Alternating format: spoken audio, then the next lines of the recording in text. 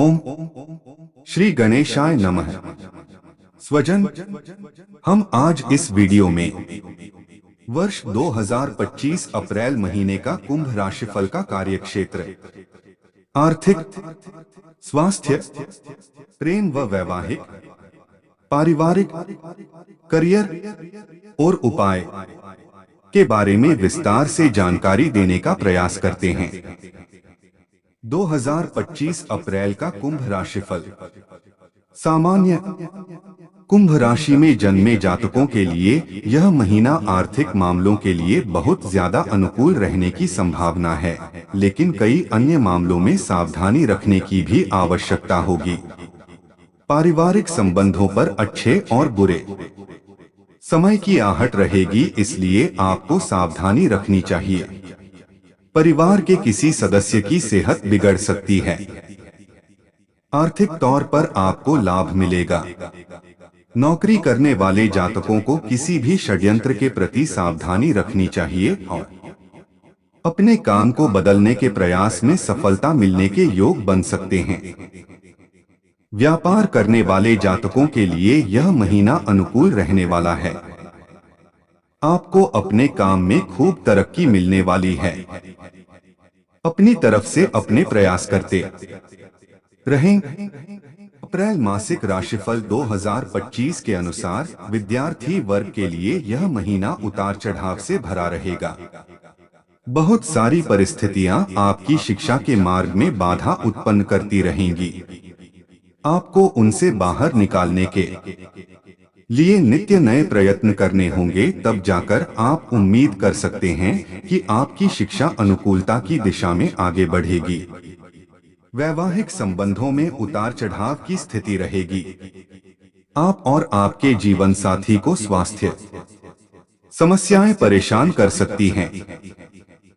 विशेष रूप से जीवन साथी का स्वास्थ्य पीड़ित होने के योग बन रहे हैं, इसलिए उनका ध्यान रखें।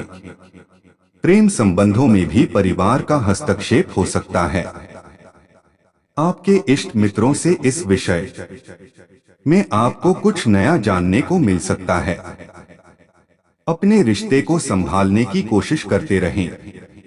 महीने के प्रथम सप्ताह के बाद विदेश यात्रा की संभावना बन सकती है। कार्यक्षेत्र, करियर के दृष्टिकोण से देखने पर पता चलता है कि नौकरी करने वाले जातकों को कुछ चुनौतियों का सामना करना पड़ेगा। आपके विरुद्ध कुछ लोग षड्यंत्र कर सकते हैं। दशम भाव के स्वामी महीने की शुरुआत में पंचम भाव में और उसके बाद 3 अप्रैल से आपके छठे भाव में अपनी नीच राशि कर्क में आ जाएंगे। इस दौरान अगर आप नौकरी बदलना चाहते हैं तो उसके लिए कोशिश करें, आपको सफलता मिल सकती है। आप अपने विरोधियों पर पहले सप्ताह के बाद भारी पड़ेंगे और वे आपका कुछ नहीं बिगाड़ पाएंगे, इसलिए आप निश्चिंत रहें।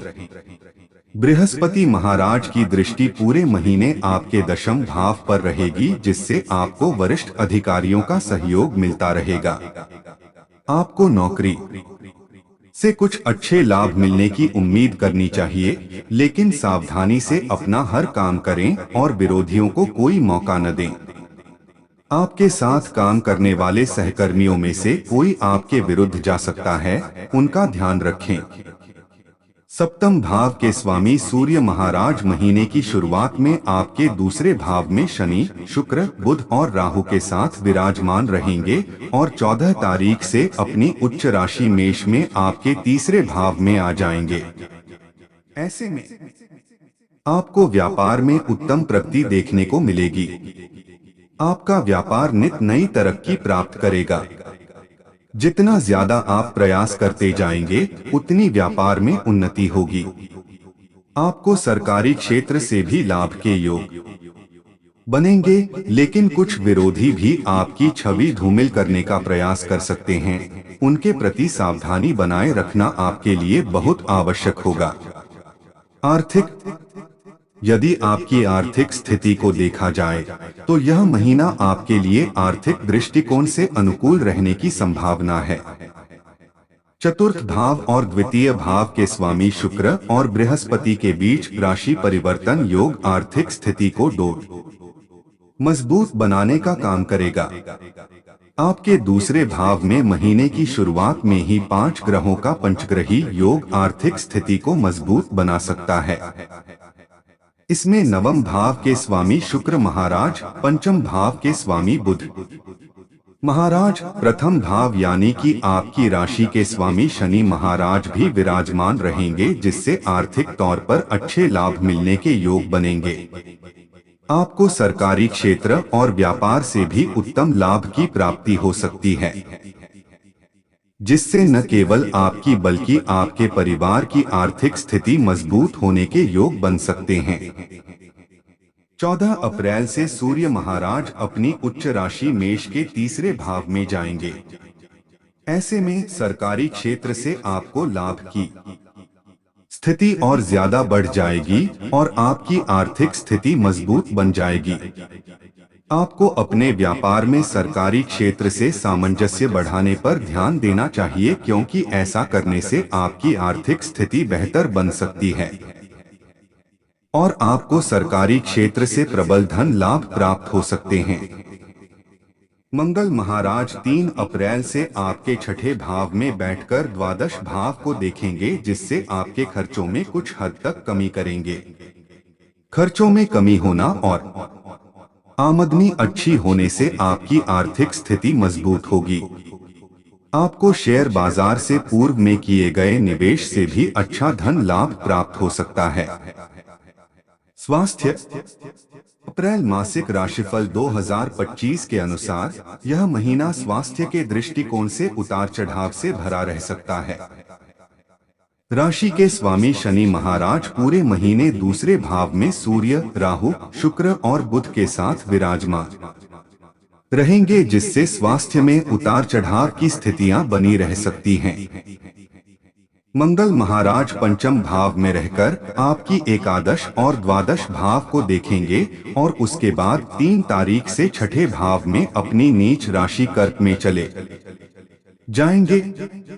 वहां से वह आपकी राशि पर भी दृष्टि डालेंगे, जिससे आपके स्वभाव में क्रोध भी बढ़ सकता है और आपकी स्वास्थ्य समस्याओं में बढ़ोतरी हो सकती है।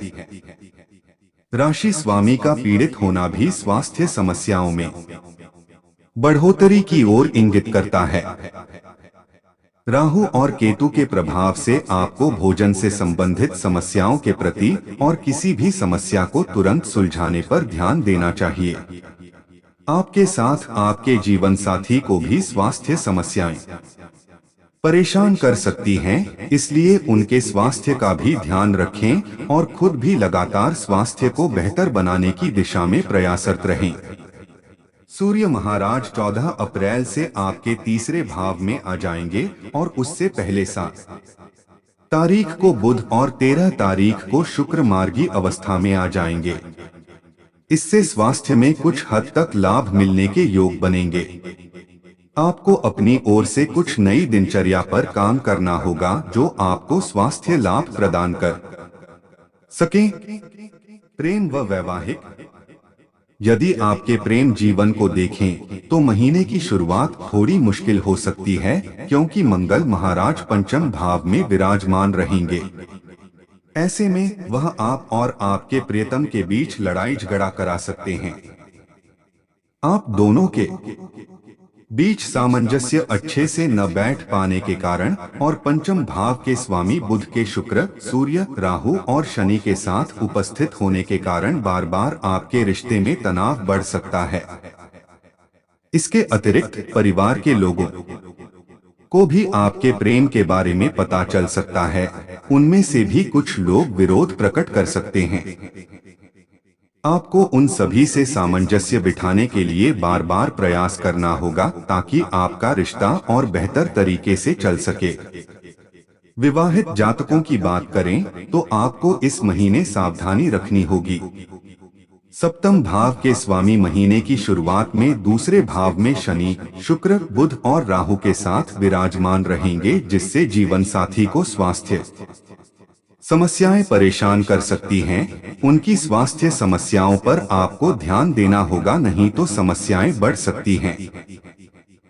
सूर्य महाराज 14 तारीख से तीसरे भाव में आ जाएंगे, जिससे आपके जीवन साथी को अच्छे लाभ के योग बनेंगे।